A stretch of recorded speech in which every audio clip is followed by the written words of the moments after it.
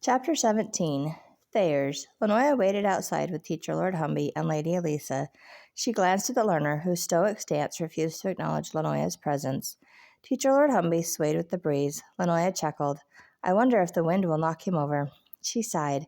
I do not understand why we are standing here. You said it is a short distance. Can we not walk? Lady Elisa snorted. A lady would not walk when she can ride. Lanoya furrowed her eyebrows. Ride. I hope it is not like the ride I was forced to take coming to this place. A horse pulling a carriage rolled up in front of the chapel. Admon jumped down and opened the door. Lady Elisa ascended into the carriage. Lanoya tilted her head and examined the strange contraption. She circled round it, 2 wheels on each side, holding up a little room, with 3 windows inside, one of which was in the door. There were curtains for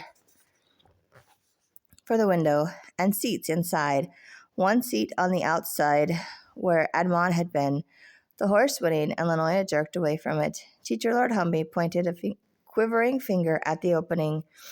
If you wish to see the merchants at work, you will get in. Lanoya clambered up next to Lady Elisa. Teacher Lord Humby pulled his rickety old body inside and sat across from the girls. Admon closed the door and disappeared from Lanoya's view. She rubbed her hands across the soft velvet seats. Lanoya fell back as the carriage lunged forward. The ride was bumpy, but not as rough as the wagon had been. This is nothing like the wagon trip that brought me here, she laughed. This is what I imagined riding in a wagon would be like. She leaned her head out of the hole in the door. The breeze whipped her hair around. Lady Elisa tugged at Lanoya's skirt.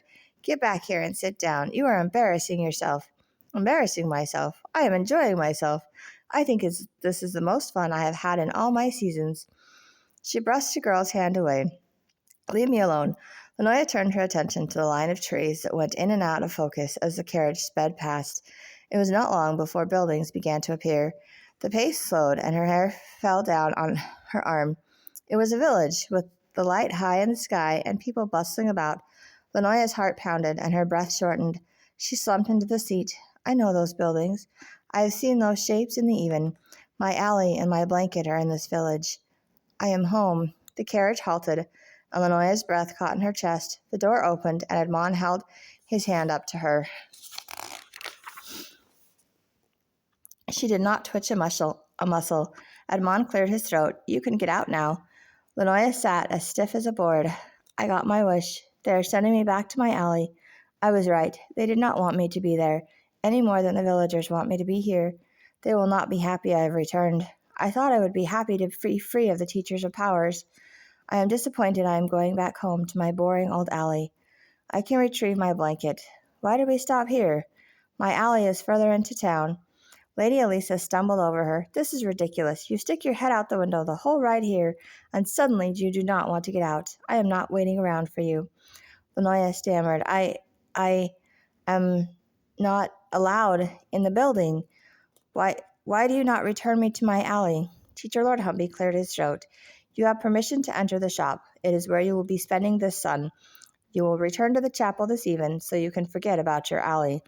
Teacher Lord Humby climbed out of the carriage. It is a short jaunt to the building. The boy can hold your hand the whole way if it will make you feel better. This is another cruel trick. He knows I live here, and the people will throw things at me if I am seen out before even. Admon touched her arm. I doubt anyone knows you here. If they do, it does not matter. I have seen you stand up to all the teachers you have met. I do not believe you are scared of a few strangers.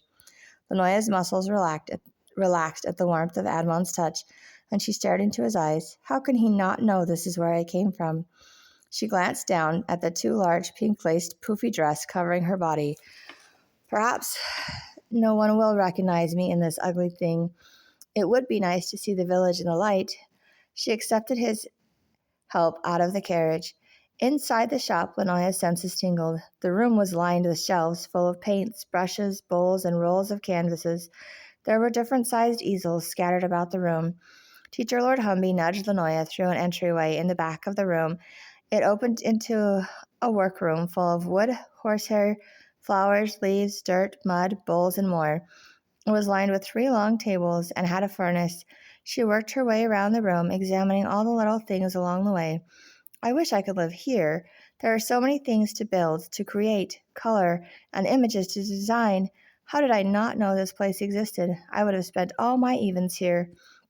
A tall, skinny boy, a few seasons older than Lanoya, with brown, bushy hair half in his eyes, approached her. "What are you doing back here? All items for purchase are in the front. If we do not have what you need, you make a request, and if we have the supplies, we will make it for you."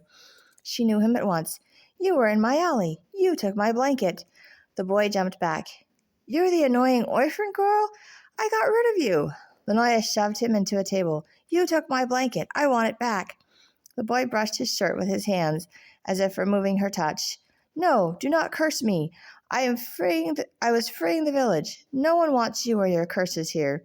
Teacher Lord Humby's unsteady hand gestured to Lanoya. "Nonsense.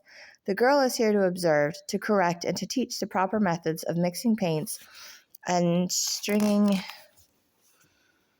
brushes. She is not capable of cursing anyone or anything."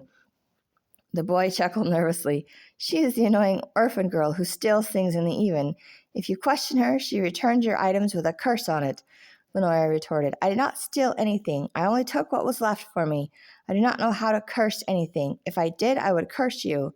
A taller, older version of the boy appeared. "My name is Cardon. I own an imitator's shop." He pointed to the boy. "This is my son, Caden."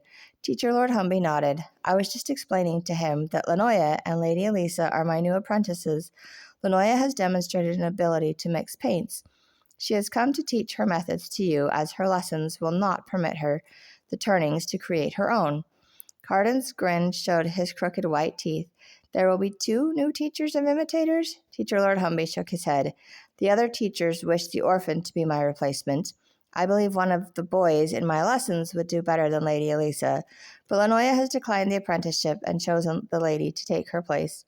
Cardon scratched his head. "If she has declined, then why is she teaching us how to mix paints?" Teacher Lord Humby shrugged. "Ask Teacher Lady Melusa." Cardon cleared his throat. "I see. So, Lanoya, is it? What paint shall we mix first?" Caden hid behind Cardon and whispered, "Father, she is the annoying orphan. She touched my shirt. I think it is cursed." Cardon turned to face his son.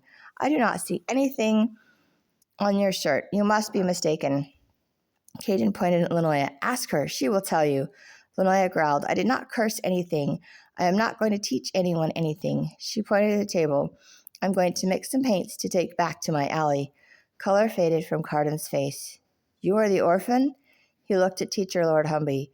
"She is consumed by the land's power. It is a wonder she still has life left in her. She alters what she touches. I cannot allow her to be here." Teacher Lord Humby replied, "Cardon, you should know better. The land's powers do not make a person mad. I am sorry that happened to your bride's brother. It was not his power." He pointed to Lanoya. "Lanoya uses her power on all the things she draws or creates. It gives the illusion of life or of being real. It cannot harm you, and neither will she." Cardon leaned closer to him. "You cannot leave her here." Teacher Lord Humby coughed. "That is the reason I agreed to bring her. She does not want to learn how to use her power. I have no use for her." He patted Cardon's arm. "Teacher Devon will return for her this even. I am here for supplies, as is Lady Elisa. I am pleased to say the orphan stays with you for this son." Lanoya picked up a bowl to mix paints. "The people think the powers of the land are a curse? So they are. Afraid of me. What does Teacher Lord Humby mean that my creations have the illusion of appearing real?" She shook her head. "It does not matter. This son I am free to create all the paint I want. Teacher Lord Humby will not force me to return to the school. I will miss the strange symbol in the circle. The food is better there." She smiled. "All these colors will be so beautiful on the wall of my alley, on the walls of my alley. Maybe I can find my blanket. If not, I have this poofy thing to keep me warm." Lady Elisa whined, "Caden, where are my supplies? Teacher Lord Humby will not wait for me. I do not wish to be here all sun." She gestured toward Lanoya and urged Caden away. Lanoya spun around. Where to begin? She grabbed a few bowls, brushes, flowers, water, and twigs, and assembled them on one of the tables. Her senses heightened, and chills ran up her arm. The smile did not leave her face, and she went to work. "What colors can I mix? I wonder if there are canvases to draw on. Oh, what can I draw? I can do what I want. There are no teachers here telling me what to do, and the stupid villagers are afraid of me." She plucked some bright yellow petals off a flower and sprinkled them into a bowl. Caden hovered around her table, and she poured water into the bowl. Lanoya focused on her work. "What do you want? Can you not see I am busy?" The boy replied, I was checking up on you. I do not want anything to go missing. The old man is wrong about you. I am not going to let anything bad happen to my father's shop. Lanoya glared at him. I am making paint. What is bad about that? She returned her focus to the floating petals. I need to melt them. She glanced up at Caden. Do you have a fire? He scoffed. Do not be absurd. Of course we have a fire. What do you want a fire for? Are you going to burn me? Carden approached them. What concoctions are you making? Caden's eyes bulged out. She wants to know where the fire is. She will destroy this whole place because I sent her away. Carden chuckled. So, Caden, it was you who stole the leathers. I suppose this is your punishment. Now she will become a teacher and rule over you. Carden picked up the bowl with the floating flowers. I think you added too much water. Lanoya stood up. I need to put it in the fire to melt it. Caden groaned. That is not how you make paint. You see, Father, she is trying to trick you. Carden grimaced. I suppose someone should be watching you. He patted Caden's back. Since you do not wish to be around her, you may return to the front and see to any customers. He pointed to the far wall. If you will follow me, young apprentice teacher, I will take you to the fire. Lanoya crinkled her nose. I am not going to be a teacher. She followed Carden. He picked up a long pair of tongs by the fireplace and set the bowl down on the hearth. Teacher is a title, one that is respected above lord and lady. I would think an orphan would be glad to acquire such a prestigious new position in the land. She gawked at him. Why would I want a title that comes with unwanted responsibility and rules, especially if it means I have to stay at the chapel and become like all those controlling teachers? I want to create paints and supplies to draw with. I know nothing about teaching, teachers, or titles. I was perfectly content in my alley. Carden grabbed the bowl with the tongs and held it over the fire. If you were content in your alley, you would not be here. I have not seen paint formed in this fashion. If it works, you will have taught me a new technique, which will prove that the teachers of powers are right about you. She focused on the water. I do not want to be a teacher. I do not belong in the chapel with the secret room, symbols, meals, and blankets, or do I? I am not sure where I belong anymore. The petals swam around the bowl. The bubbles threatened to push them out. However, they weathered the storm and stuck to the sides of the bowl. When the water evaporated, Lanoya shivered and shouted, Take it out! Take it out! Carden removed the bowl from the flames. Shall we douse it in water now? She shrieked, No! Now we paint with it. He raised his eyebrows. It is hot, and it will keep cooking if we do nothing. She tapped her lip with her finger and returned to the table of supplies. Carden was right behind her. She poked one of the hot petals with a stick and slid it up the side of the bowl. It left a dark, beautiful yellow streak behind. Lanoya smiled up at Carden. See? Now I can paint with it. Carden chortled. A pestle would work better for mixing. You are right. We have not gotten this shade of yellow from a plant before. I am curious to see what other colors we can create with this method. He set the bowl down and traipsed away. I can make more colors this way? It will take all sun to melt all these petals. I wonder what I will get if I melt different colored petals together. She filled another bowl with water and dropped in some white and blue flower petals. Caden appeared with the mixing tool. Father said you requested this. Lanoya picked up her next bowl. Excuse me, I need to get back to the fire to melt more flowers. Caden growled. What is this pestle for? Lanoya shrugged. Oh, I think he mentioned using it on the new yellow paint. I do not believe that is necessary. She pushed past him and marched over to the fire. The blue seeped into the water, tinting the tiny waves. Lanoya squealed. This is amazing. If this was all I had to do as a teacher, I would become one. Teacher Lord Humby did not stay, nor does he seem interested in this. I do not understand why this is not fascinating to the others. Caden shoved the pestle in her face. The bottom was covered in a thick layer of dark yellow goop. Is this what you call paint? Lanoya could not let go of the tongs to push him away. It would work better if you use a brush, stick, or your fingers. I suppose if you need to paint a large area, you could use that. She leaned away from him. I need to watch this so I know when it is finished. He bent closer to her. You want us to sell unmashed petals? Our customers expect the paint to be already mixed. She glared at him. It does not need to be mixed unless you have a whole bowl full of petals. Her eyes widened and she grinned. I can melt a whole bowl full. Will that not be wonderful? His jaw dropped. What are you talking about? She laughed. Fill the bowl with petals and water. Stick it in the fire. When the water has almost disappeared, pull it out and mash it all together. His eyes narrowed and his pursed his lips. I'm telling my father, and he will have you thrown out. Lanoya shook her head. It was his idea to make more than one color this way.